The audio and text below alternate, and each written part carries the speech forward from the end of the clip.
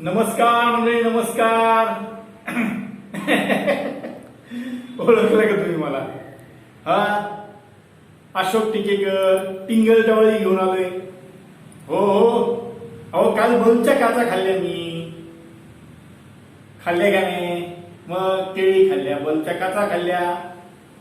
असो, नको ते उद्योग आणि नको त्या उचापती करणार मी पटाई. आता थोडासा स्वभाव बदललाय, पण त्यावेळेच्या गोष्टी द्या लहानपणाच्या. तुम्हाला सर्कशीतली गोष्ट सांगतोय ना, 5 पोरांची. हो, अहो 5 पोरांची गोष्ट. आता भाग हा माझा 3 आहे. म्हणजे त्या सर्कशीतला हा 3रा दिवस. त्यांनी काय केलं, ट्यूबलाईट ज्या होत्या त्या अशा 40-50 ट्यूबलाईट आणल्या होत्या. हे बॉक्स चांगला असेल असं म्हणूया आपण. मग एक पोरगा झोपायचा याच्यावरती, चादरीवरती, आणि एक मुलगा ट्यूब घ्यायचा आणि त्याच्या छातीवरती फोडायचा. आता तो उघडा बंब, छाती उघडीच, बनेत नाही, काय नाही काय नाही, खाली फक्त पॅन्ट. नाही तुम्हाला वाटतं त्याच्या आईला पॅन्ट पण काढली होती काय? तसलं काही नव्हतं बरं का. अहो पॅन्ट होती खाली, फक्त बनेन काढली होती त्यांनी. असो, तर त्या छातीवरती तो ट्यूबलाईट फटाफट फटाफट अशा 20 ट्यूबलाईट फोडल्या त्यांनी त्या दिवशी. आणि गावात आव्हान केलं, कोणाच्या घरी गेलेल्या ट्यूबलाईट वगैरे असतील तर आणून द्या. बऱ्याच लोकांनी ट्यूबलाईट गेलेल्या आणून दिल्या होत्या. अशा 200-300 ट्यूबलाईट त्याच्याकडे तयार झाल्या. तर त्या दिवशी त्यांनी त्या ट्यूबलाईट 40 फोडल्या, म्हणजे 20-25 फोडल्या. आता आम्ही बघितलं ते, संजय होता, पाण्या होता, दत्ता होता, बाळ्या होता, आमची सगळी गँगच होती. ते बघितल्यानंतर तो सगळा कार्यक्रम संपला 5 वाजता. मी हळूच गेलो, म्हणलं दादा तुझ्या छातीवरती ट्यूब फोडले, तुला लागले नाही का रे? तर तो मला कसं म्हणतो, अरे बाळा कसं लागेल, श्वास रोखला ती ट्यूबच काय, तू काही पण फोडू शकतो तुझ्या छातीवर. आता ते डोक्यात आमचं बसलं, ऐकलं ते, गेलो घरी. संध्याकाळचं जेवण मिळून झालं, झोपलो होतो, पण झोपच येणार राव. आपण पण ह्या ट्यूबा फोडून बघू छातीवरती आपल्या. संजय आमच्या शेजारच्याच घरात होता ना, संजयकडे गेलो. संजयला म्हणला, संजय उद्या आपण या ट्यूबलाईट माझ्या छातीवर फोडायचं बरं का. संजय म्हणला, अरे कशाला नको ते उद्योग करतो, काल काचा खाल्ल्या, परवा गाडून काय घेतलं, समाधी काय घेतो, तुला काही कळतं का? त्यांची प्रॅक्टिस असते म्हणून ते करू शकतात. आपली प्रॅक्टिस आहे का? नाहीये, उठ सुटतो, काही करतो. मी लय बावळट, तुला काही कळत नाही, करून तर बघू आपण. झाल असं म्हणून संजय झोपला. माझी बडबड सुरू होती. आलो आमच्या घरी, पांघरून घेतलं आणि झोपलो. झोप काय रात्रभर लागली नाही. 2रा दिवस उगवला. सकाळी आपला नेहमीचा कार्यक्रम, चहा वगैरे खाल्ले, पळत पळत गेलो संत्याकडे. चोड्याचा संत्या, आता त्याचं मेडिकलचं दुकान आहे पिंपवंडीला, पण तो म्हणजे संत्या मला ट्यूबलाईट दे रे. तो काय डोकं आपटला गेले, तू ट्यूबलाईट दे म्हणतो. कालच त्या सर्कसवाल्याला मी 2 ट्यूबलाईट दिल्या, गेलेल्या होत्या.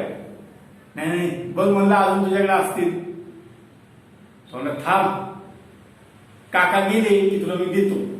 आता काका कुठे जायचे होते म्हटलं रे, त्याला 2 नंबरला जातील ना, तेव्हा तुला देतो, बस तू.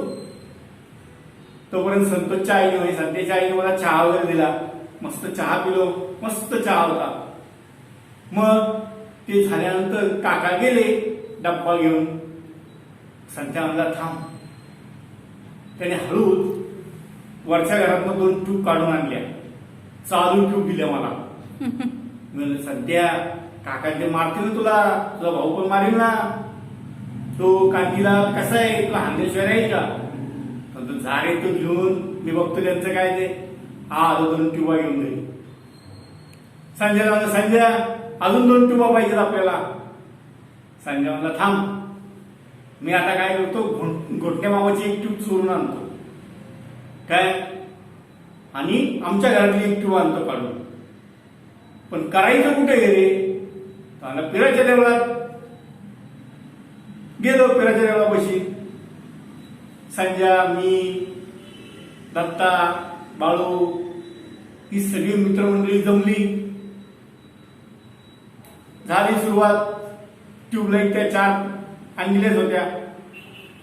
संजय मला म्हणतो आता झोप. हे म्हणलं एक खडबडीत ते थोडीशी चादर आण ना घरनं.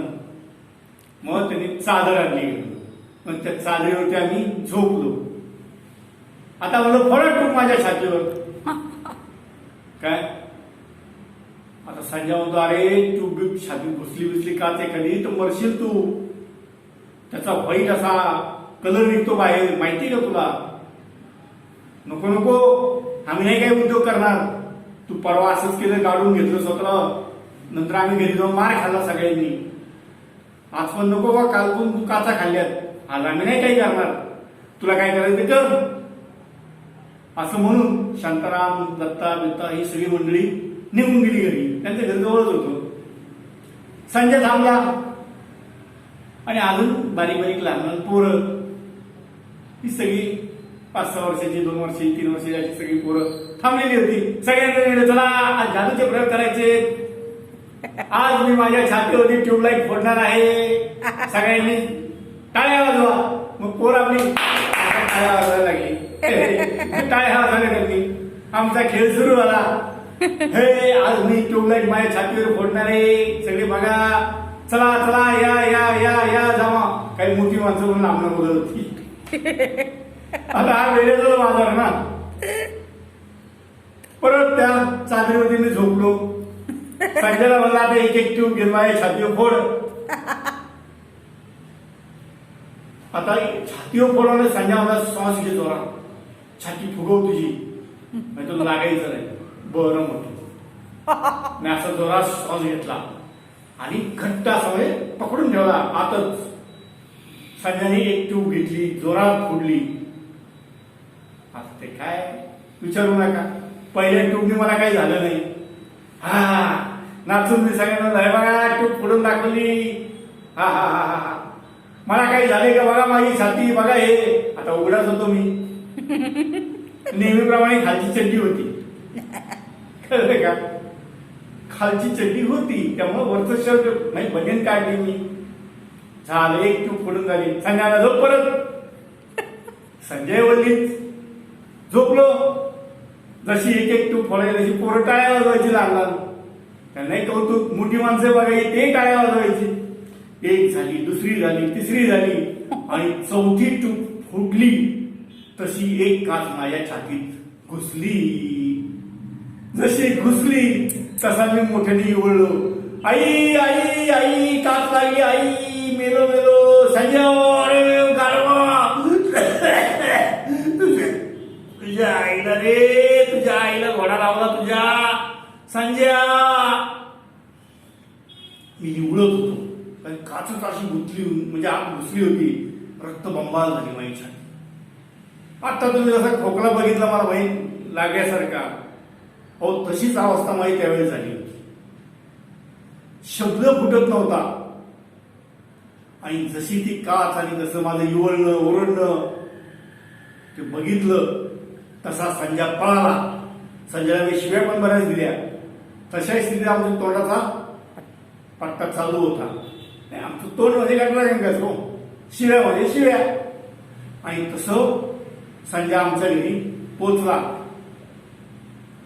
गेल्यानंतर आईने विचारलं, काय रे संजय, का आला पळत? मावशी अशोकच्या छातीत का घुसली? आई आपली धावत पळत पळत पळत आली. बघती तर माझ्या छातीत रक्त येते. मला पटकन उचललं तिने आणि आमचे नेहमीचे डॉक्टर कोठाडिया त्यांच्याकडे नेलं. कोठाडिया हळूच ती काल बाहेर काढली. वरच्यावरच लागली होती. मला वेदना फार होत होत्या. पट्टी लावली त्याच्यावरती आणि मला म्हणली जा आता घरी. त्या 2 गोळ्या खा, नाही तर पडशील आजारी, ताप बी प्यायचं तुला. म्हणलं डॉक्टर, अहो मी सर्कस केली, जादूचे प्रयोग करतोय, तुम्हाला दाखवतो करून, तुमची ट्यूब घेऊ का? ही मग मी छातीवर फोडून दाखवतो बघा तुम्हाला. छातीला फुटली तर गुडघ्यावर फोडतो. डॉक्टर म्हणले बाई, नाही माझ्या आईला म्हणले बाई, याला जा घरी घेऊन जा, हे अतिशय अंग वाढले तुझं, जा. झालं. तिथं आम्ही घरी आलो. घरी आले आमचं नाटक सुरू झालं. आई दुखतोय ना. आता हे नाटक करण्याचं कारण काय होतं माहितीये का मित्रांनो? मार खायला मिळणार होता मला ना. आमचे पिताश्री ऑफिसमध्ये होते, ते पण घरी आले.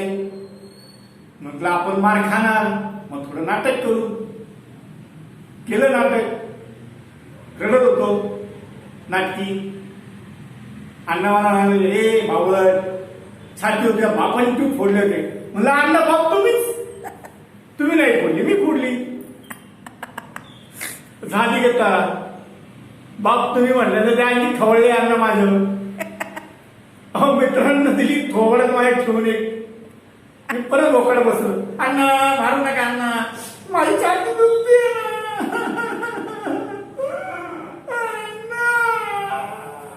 आई बघ ना मला लागलंय, नाही मारतात मला. आणि परत मारतात तुझ्या बापाने फोडली. आता हे बाप ना माझे. मग झालं. आई म्हणली, अहो आता तुम्ही गप्प बसावं, त्याला लागले ना, त्याला वेदना होत आहेत ना, तुम्ही कशाला त्याला मारताय? झालं पोरगे करणार. असं म्हटल्यानंतर अण्णा म्हटले, तू गोंधळ घाल, ते कार्ट आणि तू फार वैताग आणलाय मला. सळो की पळ केले, रोज काहीतरी उद्योग करतो, रोज भांडणं मारामाऱ्या, नको ते उद्योग. आता या सर्कशीतलं करायची काही गरज आहे? गाडून काय घेतो, ट्यूबच्या काचा काय, ते बलच्या काचा काय खातो, ट्यूब काय छातीवर पडतो. याच्या बापाने केलं होतं का असं? आता मी गप बसायचे का नाही? हळूच म्हटलं, अण्णा बाप तुम्हीच, मग तुम्ही नाही केलं तर मी केलं.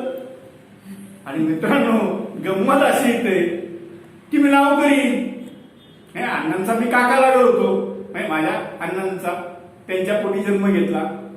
हो हो, शंकरराव माझं नाव त्यावेळेच. मग अण्णानं म्हणलं, अण्णा तुमचा बाप ना मी शंकरराव, मग केलं का नाही? मी करतोच.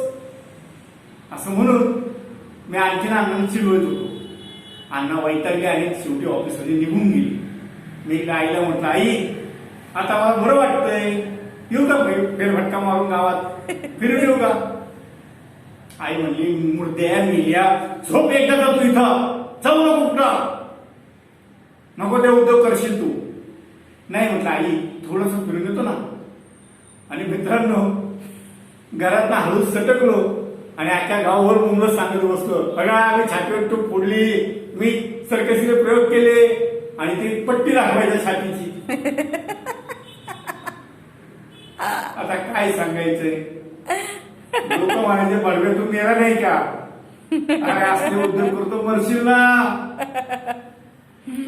आणि हे सगळं झाल्यानंतर मी घरी आलो. घरी आल्यानंतर आमचे पिताश्री बसलेलेच होते. मला ते कुठे गेला होता? हा मला हा गावात सगळ्यांना सांगायला ट्यूबलाईट फोडल्या छातीवरती. ते सगळ्यांना दाखवली माझी छाती, रक्त येत होते, पट्टी मारलेली. अण्णांनी 2 तोंडात मारून घेतल्या. आणि अण्णा म्हणजे, बाबा तुझ्या पुढे हात जोडले रे, हात जोडले, असं म्हणून ते निघून गेले. तर मित्रांनो ही असली माझी टिंगल कवाळी. आता सर्कस, ती सर्कस होती, ज्या लोकांना प्रॅक्टिस असते, सगळं काय असतं. आणि हे उद्योग मी करायचे का? पण केले. तुम्ही कुणी असा उद्योग करू नका. तर तुम्हाला जर माझी ही टिंगल टवाळी आवडली असेल तर लाईक करा, शेअर करा, सबस्क्राईब करा आणि बेल आयकॉनची घंटी दाबा. नमस्कार.